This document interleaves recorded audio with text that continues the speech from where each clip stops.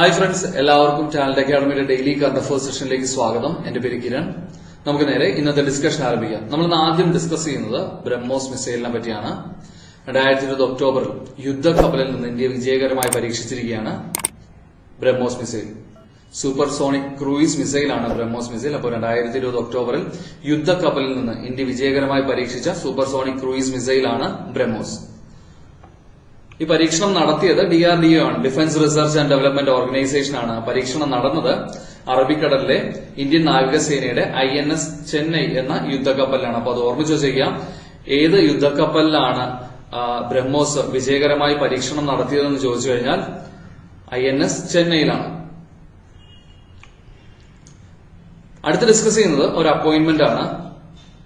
Editors guild of India, എഡിറ്റർമാരുടെ ഒരു national level ഓർഗനൈസേഷനായ എഡിറ്റേഴ്സ് ഗിൽഡ് ഓഫ് ഇന്ത്യയുടെ പ്രസിഡന്റായിട്ട് തെരഞ്ഞെടുക്കപ്പെട്ടിരിക്കുകയാണ് ദ സിറ്റിസൺ എന്ന ഓൺലൈൻ ന്യൂസ് പേപ്പറിന്റെ എഡിറ്റർ ഇൻ ചീഫായ സീന മുസ്തഫ. അപ്പോ എഡിറ്റേഴ്സ് ഗിൽഡ് ഓഫ് ഇന്ത്യയുടെ പ്രസിഡന്റായിട്ട് തെരഞ്ഞെടുക്കപ്പെട്ടിരിക്കുന്നത് സീന മുസ്തഫയാണ്.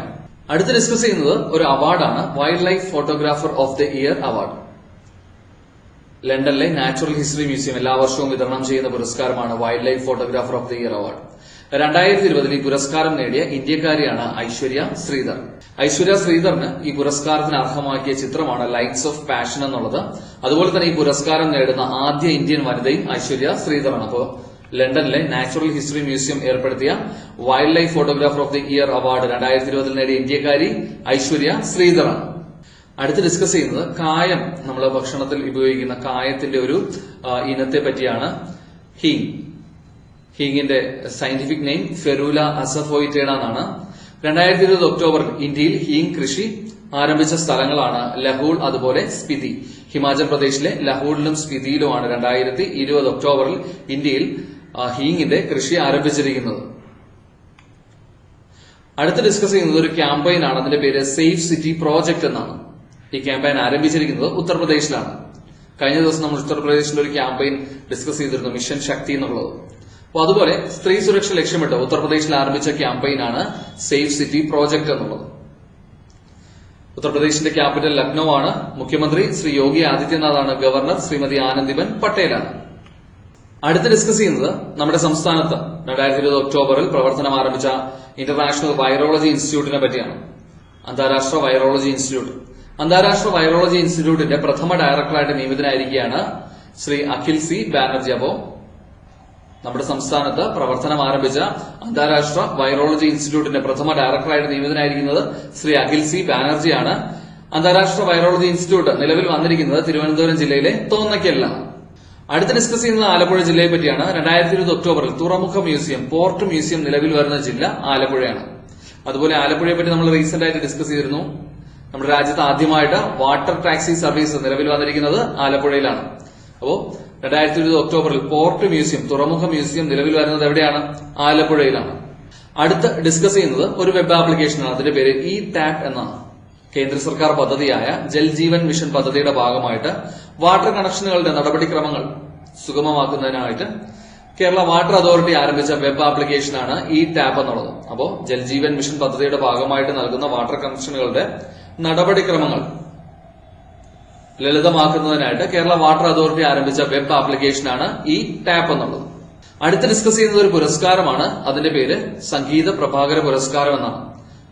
പ്രശസ്ത സംഗീതജ്ഞനായ മാവേലിക്കര പ്രഭാകര വർമ്മയുടെ സ്മരണാർത്ഥം നൽകുന്ന പുരസ്കാരമാണ് സംഗീത പ്രഭാകര പുരസ്കാരം.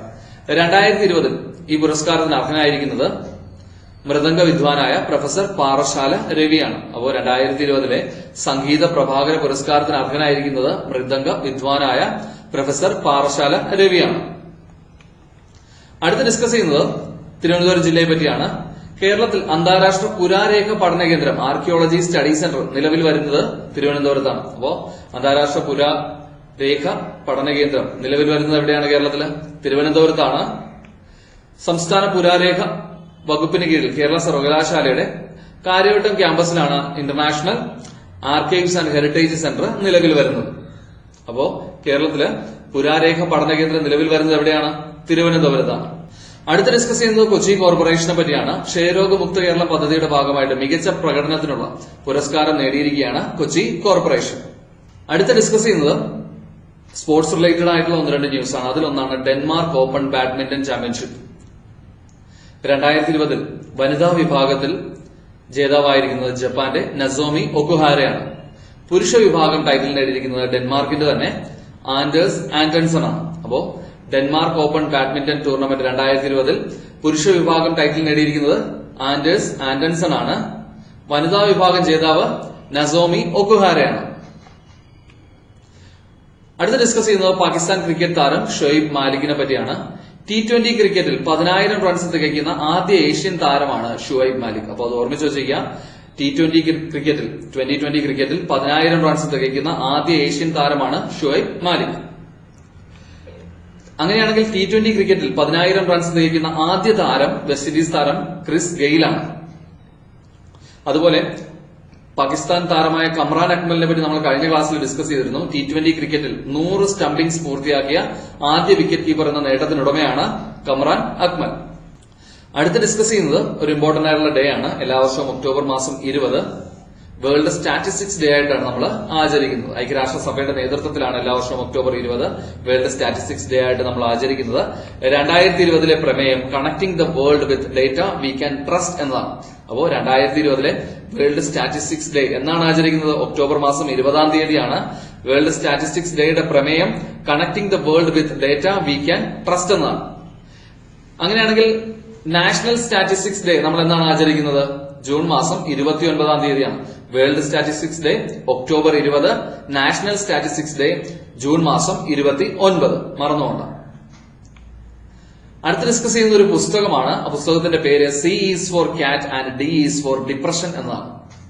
ഈ പുസ്തകം രചിച്ചിരിക്കുന്നത് കൈരവി ഭരത് റാമാണ്. അപ്പോ C is for cat and D is for depression എന്ന പുസ്തകം രചിച്ചിരിക്കുന്നത് കൈരവി ഭരത് റാമാണ്. അടുത്ത് ഡിസ്കസ് ചെയ്യുന്ന ഒരു വിയോഗമാണ്. 2020 ഒക്ടോബറിൽ അന്തരിച്ച മാർത്തോമ സഭയുടെ പരമാധ്യക്ഷനാണ് ഡോക്ടർ ജോസഫ് മാർത്തോമ മെത്രാപോലിത്ത. ഇനി ഇന്നത്തെ ക്വസ്റ്റ്യൻ ഓഫ് ദ ഡേ ആണ്. കഴിഞ്ഞ ദിവസം നമ്മൾ ഡിസ്കസ് ചെയ്ത ഒരു സൂചികയെ പറ്റിയാണ് ഇന്ന് നമ്മൾ ക്വസ്റ്റ്യൻ ഓഫ് ദ ഡേയിൽ ചോദിക്കുന്നത്. 2020 ആഗോള പട്ടിണി സൂചികയിൽ ഇന്ത്യയുടെ സ്ഥാനം എത്രയാണ് എന്നതാണ് ഇന്നത്തെ ക്വസ്റ്റ്യൻ ഓഫ് ദ ഡേ. അപ്പൊ നിങ്ങൾക്ക് ഉത്തരം അറിയാമെങ്കിൽ ഈ വീഡിയോയുടെ താഴെ കമന്റ് ചെയ്യുക. ഉത്തരം അറിയില്ലെങ്കിൽ തീർച്ചയായിട്ടും കഴിഞ്ഞ ദിവസത്തെ വീഡിയോ പോയി കാണുക. ആ പോയിന്റ്സ് ഒക്കെ നോട്ട് ചെയ്ത് വെച്ച് പഠിക്കുക. അതുപോലെ കഴിഞ്ഞ ദിവസം നമ്മൾ ചോദിച്ചിരുന്ന ചോദ്യമാണ് കേരളത്തിലെ ആദ്യ ബാലസൗഹൃദ ബ്ലോക്ക് പഞ്ചായത്ത് ഏതാണെന്നുള്ളത്. അപ്പൊ കേരളത്തിലെ ആദ്യ ബാലസൗഹൃദ ബ്ലോക്ക് പഞ്ചായത്താണ് തൃശൂർ ജില്ലയിലെ പുഴയ്ക്കൽ ബ്ലോക്ക് പഞ്ചായത്ത്. ഓക്കെ ഫ്രണ്ട്സ്, അപ്പൊ ഇന്നത്തെ വീഡിയോയിൽ നമ്മൾ ഡിസ്കസ് ചെയ്തത് ടാലന്റ് അക്കാഡമിയുടെ ഡെയിലി കറന്റ് അഫയേഴ്സ് അപ്ഡേറ്റ്സുകളാണ്. ടാലന്റ് അക്കാഡമിയുടെ ഡെയിലി കറന്റ് അഫയേഴ്സ് അപ്ഡേറ്റ്സുകൾ നിങ്ങൾക്ക് ഉപകാരപ്പെടുന്നുണ്ടെങ്കിൽ തീർച്ചയായിട്ടും നിങ്ങളുടെ ഫ്രണ്ട്സിനെ ഷെയർ ചെയ്ത് കൊടുക്കുക. നിങ്ങളുടെ അഭിപ്രായങ്ങൾ കമന്റ് ചെയ്യുക. കറന്റ് അഫയേഴ്സിന്റെ ഡെയിലി കറന്റ് അഫയേഴ്സിന്റെ മറ്റൊരു സെഷനുമായിട്ട് നമുക്ക് അടുത്ത ദിവസം കാണാം. അതുവരെയും bye bye and thank you.